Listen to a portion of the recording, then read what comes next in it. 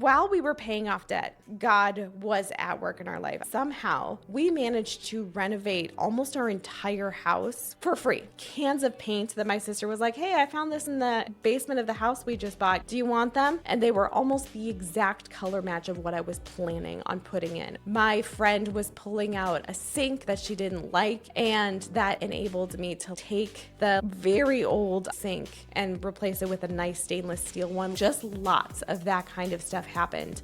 There was one thing that I really did want to do that I just could not find a way to do. Welcome to the My Two Cents podcast, where we explore the financial things that many of us never learned in church. Every week, we'll dive into what scripture says about work, saving, investing, debt, generosity, stewardship, and everything in between. Not to build bigger bank accounts, but to build hearts that trust God more fully. I'm Sarah Grown, and these are My Two Cents. All right, welcome back. We are talking about the door today.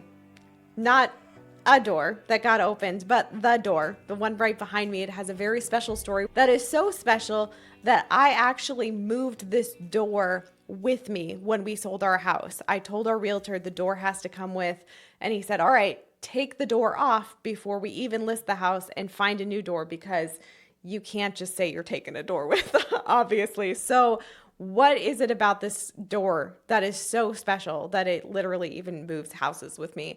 And that's what I'm going to tell you today. And the point of the story is really one that sits near and dear to my heart and honestly taught me something that I didn't know I would need to fully understand years down the road. God was doing so much more than just giving me a door. When he gave me this door, he was teaching me something that he knew I was going to need to know. Little bit of backstory.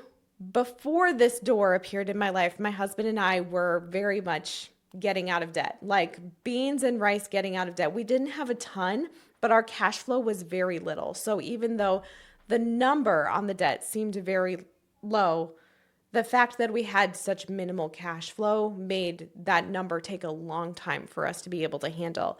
My husband and I had gone from both working 3 jobs, 70 hours a week, to, okay, probably not 70, that's an exaggeration. I remember a couple weeks pulling 70s, but most of the time it was around 50. In a 1-bedroom apartment to suddenly getting a house, our first house, which was nothing big. There wasn't much really in our price range because our cash flow, we knew once I was going to be a stay-at-home mom, was going to be significantly decreased. So we did buy the smallest house we could find, literally 1,000 square feet, 2 bedrooms, 1 bathroom on a postage stamp in my hometown. And I grew to love that house so dearly. It holds a very special place in my heart. But at the time, it was just like, I guess this will have to do because this is all we can afford.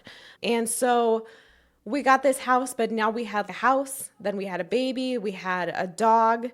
So between a big lifestyle switch that we weren't used to and some medical expenses and just us not being as careful as we should have been, we ended up not being able to pay off the credit card. Through that, we spent months and months really, like I've told the story of, I literally took carrot peels and sauteed them in leftover bacon grease for lunch one day because it was either that or nothing. But we got to the point finally where we had $25 extra in the budget. It felt like we were rolling in the dough. The feeling of having a debt completely paid off and having extra in the margin that doesn't necessarily have a name to it because you're not used to having anything extra in the margin. It was just like a gift from God.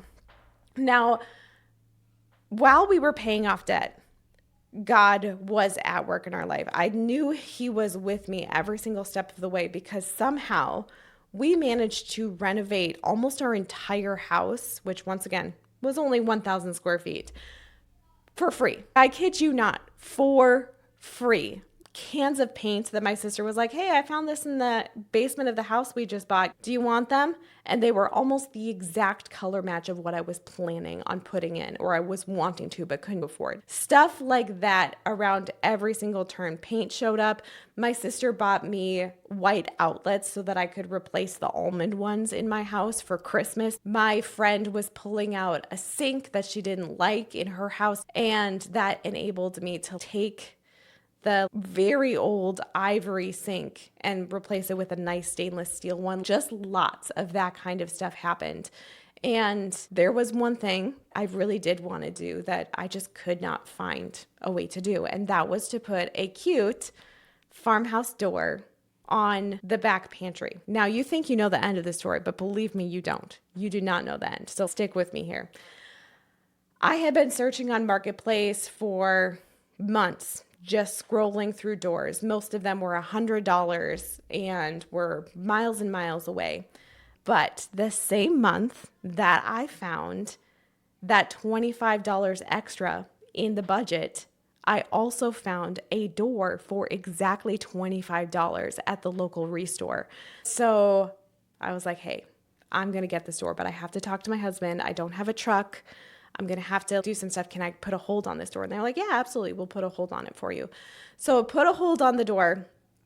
Went home. My husband was fine with it. My mother-in-law was planning on coming the next day to watch the kids anyways. Perfect. Called my mom to get her lined up to use her truck because we literally didn't own a truck. And she was free that morning. Everything was just perfect to go get this door. And I went to bed that night and God said, don't get the door. And I know what people say when I'm like, oh, God said something, but I could not sleep the whole night. I tossed and turned the whole night. I slept so poorly because I was not submissive to that still small voice in my heart because it felt so unfair. Everything made sense. Everything was lining up. Why would I not? It didn't make any sense to me at all. But by the time I woke up in the morning, I realized that I had to not get the door. And so I called them and I told them to take the hold off, that I wasn't going to come and get it. And my mother-in-law showed up to watch the kids and asked me if I was going to go get it. And all I could say to her is, I don't know why, but God told me no. She even offered to pay for it. She was like, $25 is nothing, Sarah. I'll buy it for you. And I was like, I wish I could just say that it was just the $25, but God told me no. And so I can't. I don't know that it has to do with the money. He told me no. Mother-in-law took the kids. I went up to my mom's house to mug up the stalls, which for those of you who don't know is like scooping horse poop out of the stalls. So I went up there to do that, and my mom came strolling out and, of course, asked me, hey, why aren't we going to get the door? To which I once again had to say, I don't know why, but God told me no. And she said, okay, would the one in the hayloft work? What door in the hayloft? I had no idea what she was talking about. No, I did know there was a door. There was one that it looked like someone started carving and left it half unfinished, and it was really big and bulky and really ugly. And I was like, I don't want that door. And she said, no, the original door from our 100-year-old farmhouse. I put it up in the hayloft, hoping that I could use it one day, and it's been up there for the last 13 years. You guys, when this happened, I literally have tunnel vision of this moment. You know how some moments of life are so crazy that you literally can't even see, but you can see this picture. I remember goosebumps going from head to toe because I have been up in that hayloft 100 times. I remember sleeping up there and I had no idea this door existed. This door is the 100-year-old door from my parents' farmhouse that God wanted me to have more than a $25 door from the restore. And the craziest thing is, while I was mucking out the stalls, I was trying to figure out why God had said no. I was trying to figure out, maybe he's working on me being content. Maybe I just need to learn to be more content. Maybe he's teaching me to just be patient and that margin should be going somewhere else. Maybe he's teaching me not to be so vain and to not care about worldly stuff so much. These are the thoughts that were going through my head as I was trying to figure out why God would say no to me about this, why it mattered so much to him. Like, why did he even care about a door? And he did, because he had something so much better. He was trying to teach me that he was near and that he loves to give his children good gifts, and that his no is trustworthy.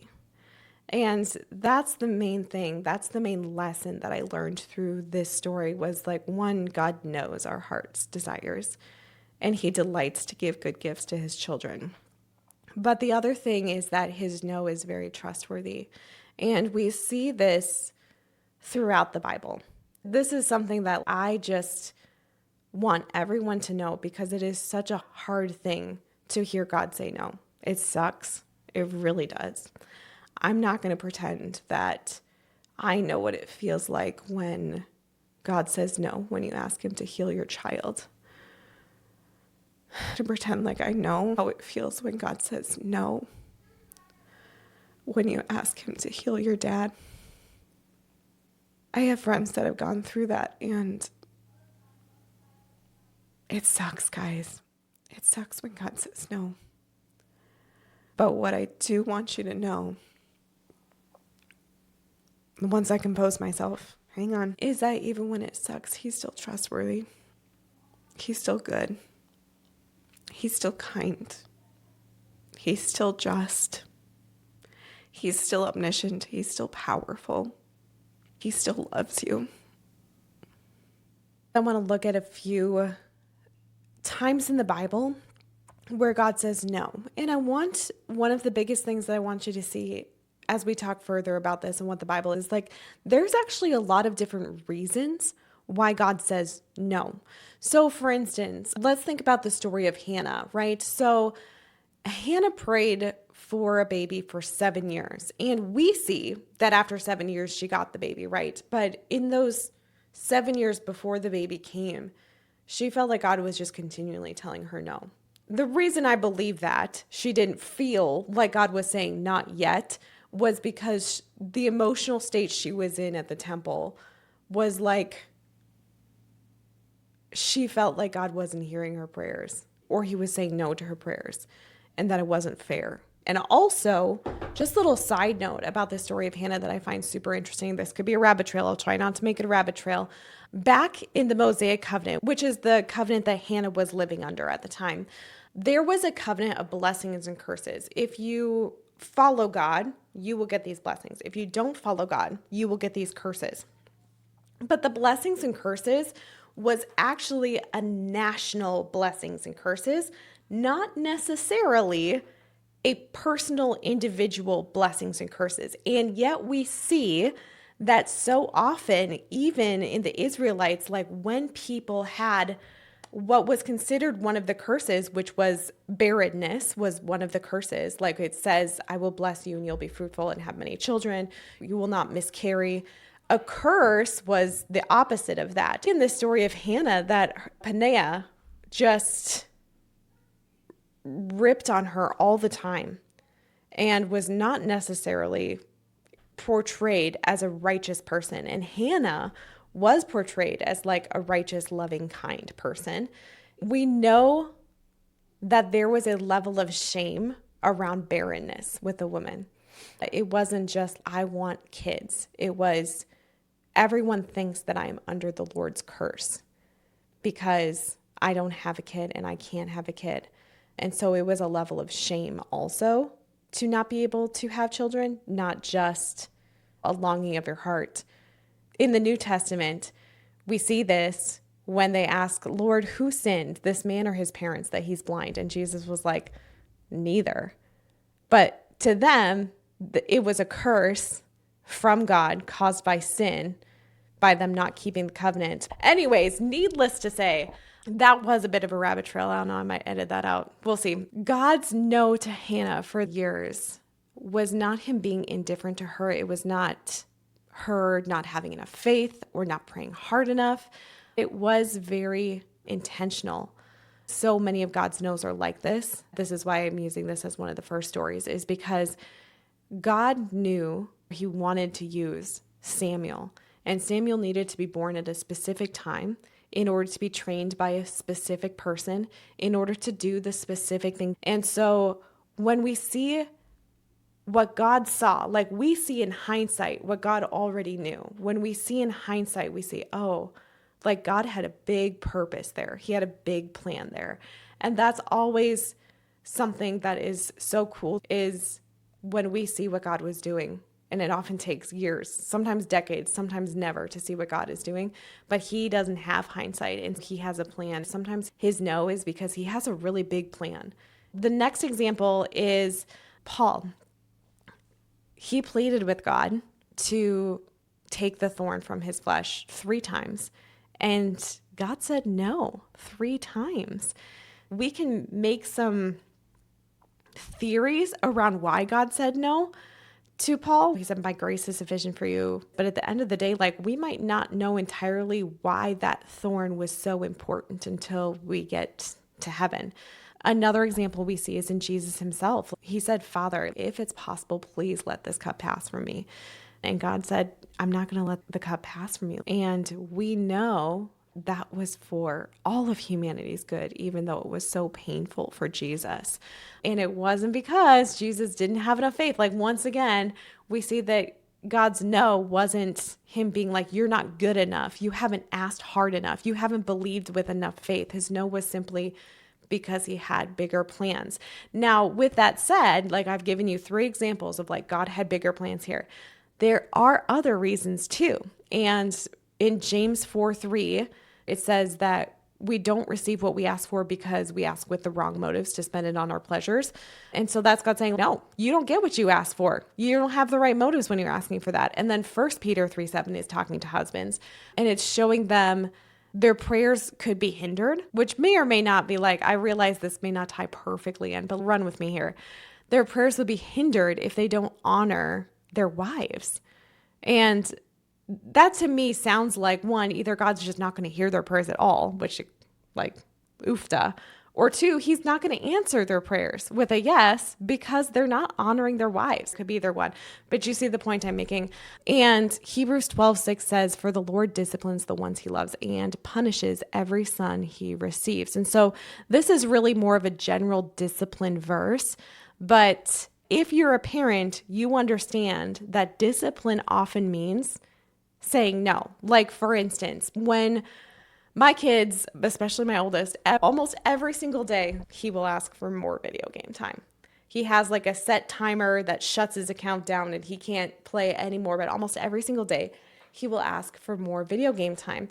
And almost every single day, I tell him no. But the thing is, there's different reasons that I say no. There can be times where I really felt like I could give him more time.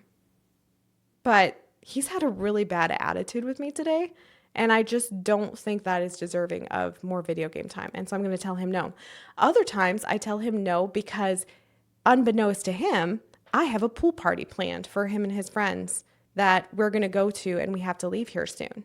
Other times I'll tell him no simply because he needs to get his chores done first, and then it's a yes. So there's just many different reasons that we as parents say no to our kids. And I think it's the exact same way with the Lord. There can be many different reasons why the Lord can tell us no. But unlike us as parents, like, this only goes so far, we don't have perfectly regulated nervous systems. We do not have the ability to see into the future. Like, we don't have the ability to have hindsight now, whereas God does. And so we say no for the good of our children as far as we're able to. God, his no is always perfect. He always has a perfect regulated nervous system. He always knows and has that ability to see hindsight in that moment. And so his no is completely and wholeheartedly trustworthy, no matter what reason he says no. There's so many different reasons that we say no to discipline our children and to help them grow and to help them, like, become members of society that actually help other people, not just themselves. And I think God is doing the same thing when he shapes us. There's so many reasons why he might say no, and all of them are trustworthy, even though they are painful. And unlike God, who knows the reason that he says no, we don't always know the reason why God is saying no. And often we don't know whether it was, does God have a bigger plan? Am I being disciplined? We don't know in the moment which one of those it is, but we can take it to the Lord in prayer and say, Lord, I know your no is trustworthy. I know it's for good. If there is something in me, search my heart. Tell me what it is that I need to change. If you are trying to discipline me, if I'm having a bad attitude and that needs to change, Lord, help me change it. Bring it to the Lord, because it's very possible, especially in an instant where he's disciplining you or saying no because you're not honoring someone, he's going to nudge you. He's going to tell you that's the reason why.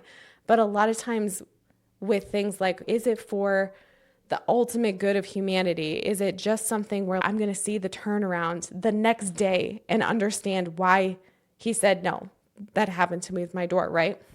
Is it going to be 7 years where I'm going to finally see the answer to this and understand why he said no?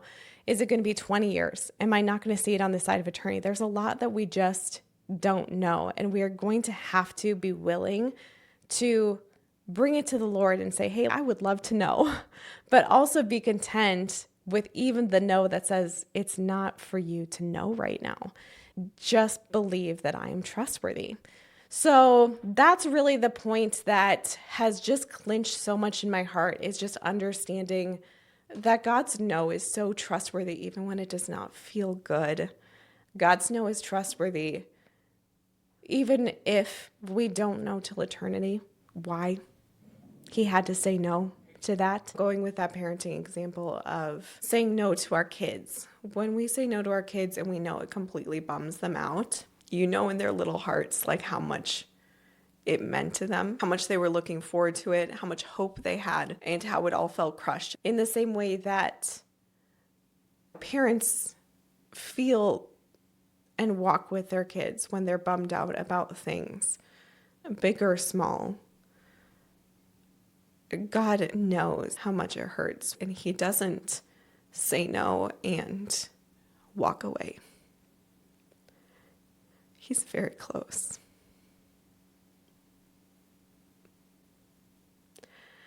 Guys, this has been an emotional episode. I'm not even sure why. Woofta. All right. I think that's about all I have to say for this one. And yeah, if this meant something to you, if this moved you, subscribe. Catch you next week.